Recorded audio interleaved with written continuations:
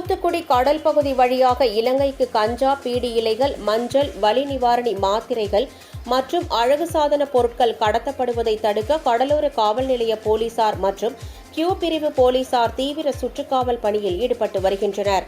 இந்நிலையில் தூத்துக்குடி வெள்ளைப்பட்டி தருவைக்குளம் கடற்கரை சாலை பகுதி வழியாக இலங்கைக்கு பொருட்கள் கடத்தப்படுவதாக கிடைத்த தகவலை அடுத்து அந்த பகுதியில் போலீசார் சோதனையில் ஈடுபட்டனர். அப்போது அங்கு நிறுத்தப்பட்டிருந்த சரக்கு வாகனத்தை சோதனையிட்ட போது அதில் 3 கோடி ரூபாய் மதிப்பிலான போதை வலி நிவாரண மாத்திரைகள், 50 லட்சம் ரூபாய் மதிப்பிலான 2500 கிலோ பீடி இலைகள் இருப்பது தெரியவந்தது. இதையடுத்து அவற்றை வாகனத்துடன் போலீசார் பறிமுதல் செய்தனர்.